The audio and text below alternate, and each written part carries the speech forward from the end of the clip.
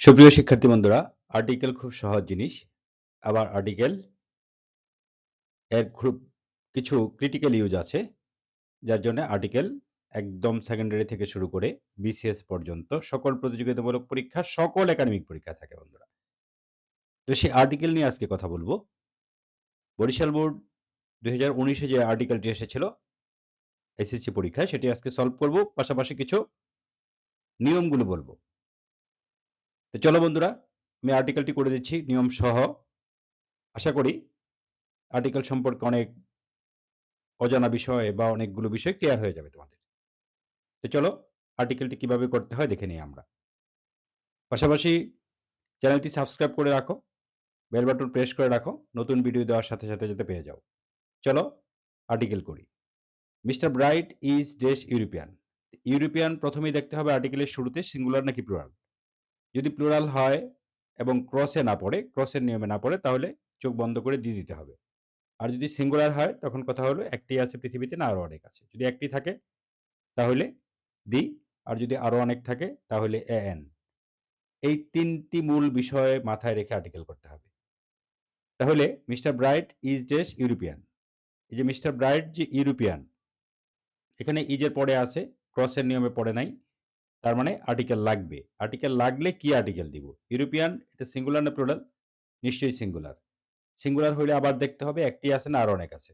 এই বিষয়টি কিন্তু খুব গুরুত্বপূর্ণ বন্ধুরা। একটি যদি থাকতো এরকম সিঙ্গুলার তাহলে দি হইতো। তাহলে যেহেতু ইউরোপিয়ান আরো আছে, তার মধ্যে থেকে একজন আছে, এখানে এন হবে। এন থেকে ইউরোপিয়ান, দেখো উচ্চারণের শুরুতে ভাওয়েল থাকলেও ইউ এর মতো উচ্চারিত হলো, যার জন্য এখানে এ চলে আসবে বন্ধুরা। তাহলে a European. He is dash Englishman. লক্ষ্য করো বন্ধুরা, ইংলিশম্যান কি আছে? সিঙ্গুলার না প্লুরাল? তাহলে এটা কি আছে? ইংলিশম্যান সিঙ্গুলার আছে। সিঙ্গুলার আছে, একজনই থাকতে পারে ইংলিশম্যান, না আরো অনেক আছে? আরো অনেক আছে। তাহলে আরো অনেক আছে এরকম সিঙ্গুলারের পূর্বে এ বা এন দিতে হয়, অর্থাৎ ইনডিফিনিট আর্টিকেল বসে সাধারণত। তাহলে এখানে ইনডিফিনিট আর্টিকেল বসলে, এন বসলে আমি কি দিব? ইংলিশম্যান, এখানে সিঙ্গুলার আছে, ইংলিশম্যান ই দ্বারা শুরু হয়েছে, ভাওয়েল দ্বারা, যার জন্য এখানে এন দিয়ে দিলাম আমরা বন্ধুরা। He is an Englishman. He knows dash English well.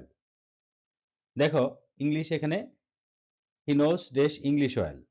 তাহলে এখানে দেখো ইংলিশটা কি হিসাবে ইউজ আছে? এখানে ভাষা হিসাবে। কোনো ভাষার পূর্বে আর্টিকেল বসে না, যার জন্য এখানে সিতে আমরা কি দিয়ে দিলাম বন্ধুরা? ক্রস দিয়ে দিলাম। তাহলে ইংলিশ যখন ভাষা বোঝাবে তার পূর্বে আর্টিকেল বসবে না, জাতি বুঝাইলে তার পূর্বে দি বসবে, এটা মনে রেখো। তাহলে দেখো পরে কি আছে? He is dash honourable. তাহলে he is dash honourable to every one.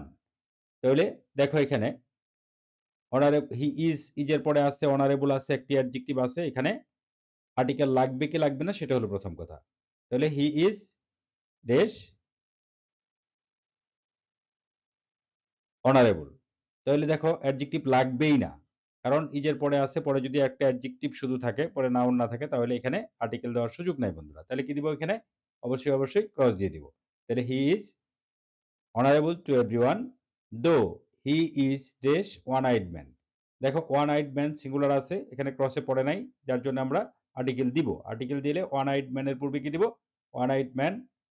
O vowel দ্বারা শুরু হওয়া সত্ত্বেও ওয়ান উচ্চারণ করতে গেলে আগে ওয়া চলে আসে, এই জন্যই এটার পূর্বে এন না হয়ে এ হবে। তার মানে he is a one eyed man. ইতে আমরা কি দিলাম? এ দিয়ে দিলাম বন্ধুরা। He is a one eyed man, এটা হলো ভাওয়েলের একটা ব্যতিক্রম। তারপরে আসো one day having SOS. SOS এক ধরনের বার্তা, তার মানে এখানে অ্যাব্রিভিয়েশন আছে। তাহলে অ্যাব্রিভিয়েশনের প্রথম অক্ষর এসওএস কি? সিঙ্গুলার। আরো থাকতে পারে এসওএস, যার জন্য এন হবে। এন থেকে এখন কি হবে? তাহলে এস উচ্চারণ করতে গেলে অ্যাব্রিভিয়েশনের নিয়ম হলো, অ্যাব্রিভিয়েশনের পূর্বে আর্টিকেল দিতে হলে যদি এন হয়, তাহলে উচ্চারণে যদি কনসোনেন্ট থাকা সত্ত্বেও উচ্চারণে ভাওয়েলের উচ্চারণ আগে আসে, তাহলে কি দিতে হয় বন্ধুরা? তাহলে দিতে হয় এন। এই এস অক্ষরটি কনসোনেন্ট নিশ্চয়ই, কিন্তু এস উচ্চারণ করতে গেলে আগে এ উচ্চারণটা চলে আসে, যার জন্য এখানে কি দিতে হবে? এন দিতে হবে। তাহলে এফ নাম্বারে কি দিয়ে দিলাম বন্ধুরা? আমরা এন দিয়ে দিলাম। Having an SOS, he went to dash USA. USA এটা কি আছে বন্ধুরা? এটা একটি জায়গার নাম আছে, একটি দেশের নাম আছে। ইউএসএ পৃথিবীতে একটি আছে, এরকম পৃথিবীতে একটি আছে এরকম বিষয়ের ক্ষেত্রে তার পূর্বে আর্টিকেল কি আসে বন্ধুরা? আর্টিকেল দিয়ে আসে। তাহলে went to the USA, went to the USA জি নাম্বারে আমরা দিয়ে দিলাম বন্ধুরা। তারপরে Johnson living their joined dash army, army এখানে এখানে জয়েন্টের পরে আছে, তার মানে ক্রসের নিয়মে পড়ে নাই, তার মানে আর্টিকেল দিতে হবে। আর্টিকেল দিতে হলে আর্মি শব্দটা কি বোঝাচ্ছে? আর্মি শব্দটা অনেকগুলো সদস্য নিয়ে একটা বাহিনী বা বাহিনীকে বোঝাচ্ছে, যার জন্য তার পূর্বে কি দিব আমরা এস নাম্বারে দেখো দিয়ে দিলাম। He is joined the army last year, he is dash younger of the two brothers. দেখো younger of the two brothers, দুই ভাইয়ের মধ্যে ইয়াঙ্গার একদম সুনির্দিষ্ট আছে, যার জন্য এখানে কি দিলাম বন্ধুরা? দিয়ে দিলাম। তাহলে he is the younger of the two brothers. When Mister Bright meet his brother, যখন মিস্টার ব্রাইট তার সাথে তার ভাইয়ের সাথে সাক্ষাৎ করলো Mister Bright, he could not but shed tears. এখন টিয়ার্স চোখের জল, এটার পূর্বে কখনোই আর্টিকেল হয় না, কারণ এটা কাউন্ট করা যায় না, গণনা করা যায় না, যার জন্য এখানে কি হবে বন্ধুরা? ক্রস হবে। তাহলে এই যে নিয়মগুলো বলে যে আর্টিকেলটা করলাম, আশা করি এভাবে যদি এক্সারসাইজগুলো দেখো তাহলে নিশ্চয়ই তোমাদের আর্টিকেল সম্পর্কে ক্লিয়ার ধারণা পেয়ে যাবে। আর্টিকেল সংক্রান্ত যত ভিডিও আছে আমার সবগুলো কমেন্ট বক্সে দেওয়া থাকবে, প্লে লিস্টটা দেওয়া থাকবে আর্টিকেলের। আশা করি প্লে লিস্টটা দেখে নেবে, সবগুলো ভিডিও দেখে নেবে, তাহলে আর্টিকেল সম্পর্কে একদম স্বচ্ছ একটি ধারণা পাবে। ধন্যবাদ বন্ধুরা, প্রথম থেকে শেষ পর্যন্ত যারা সাথে ছিলে।